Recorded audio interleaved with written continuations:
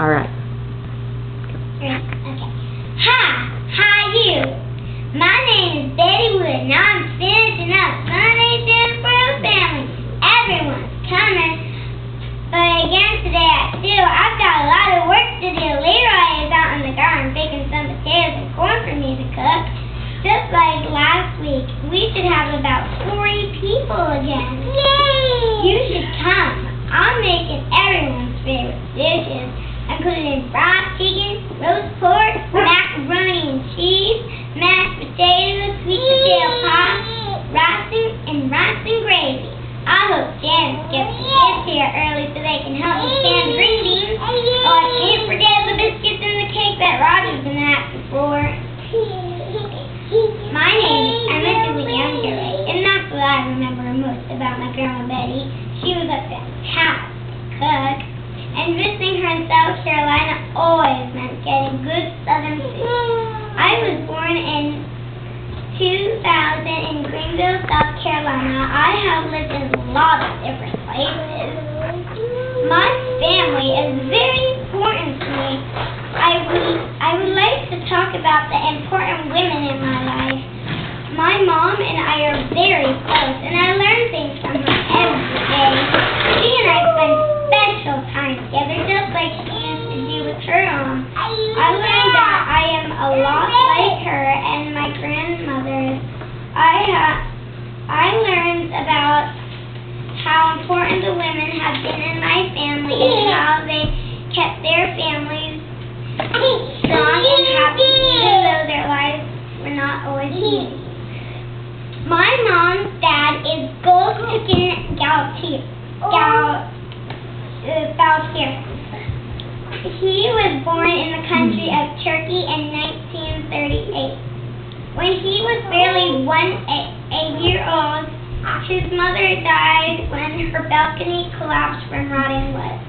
His grandmother, Hattie, came to live with them and raised him.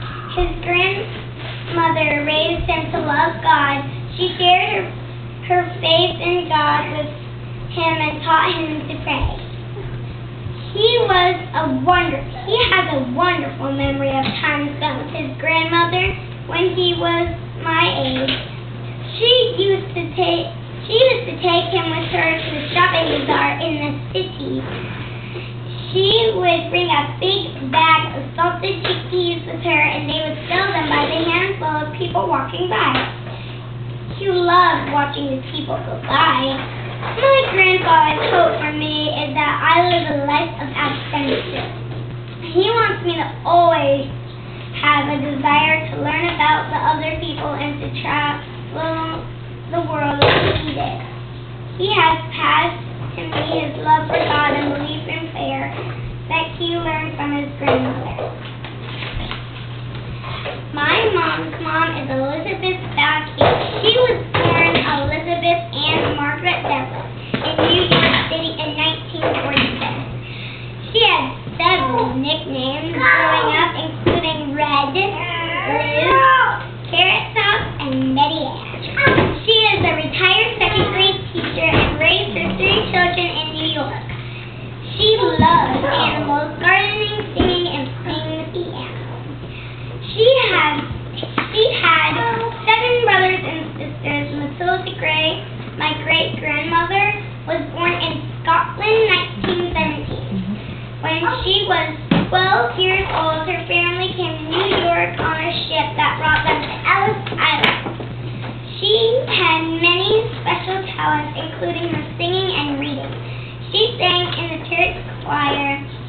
She was a spelling bee champion when she was in 3rd grade.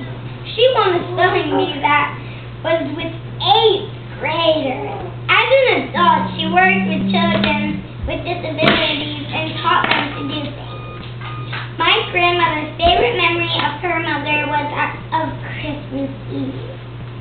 They were very poor and couldn't afford a Christmas tree, so on Christmas Eve, she would go to all the places they sold Christmas trees and would pick up the scrap branches that were left over. Then she brought them home and made a Christmas tree for the 8 children to enjoy. My grandmother's pearl of wisdom for my life is that making other people happy through my kindness, cheerfulness, and good sense of humor will always keep me happy, and I'll always have good friends who love me. My mom had a very special relationship with her mother. My mom has many good memories of time spent with her mother, and they still spend time together when they can talk on the phone very often. When my mom was a kid, she remembered snuggling up with her mom and reading the Bible. When my mom first learned how to read, she asked her mom if she could read some of her Bible. They read together. They always cooked together, played together, and took trips together.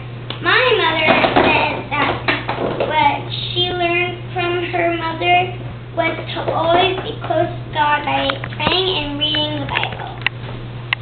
I love spending time with my grandma, too. We talk on the phone sometimes for hours, and she sends me books that she likes to read. We also sing when we're together, or even when we're talking on the phone. When we visit each other, sometimes we stay up all night talking.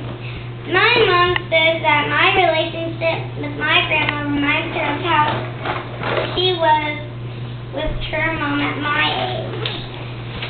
Her verse for me is Philippians 4:6 and 7. Do not be anxious about anything, but in everything by prayer and petition with thanksgiving, present your requests to God.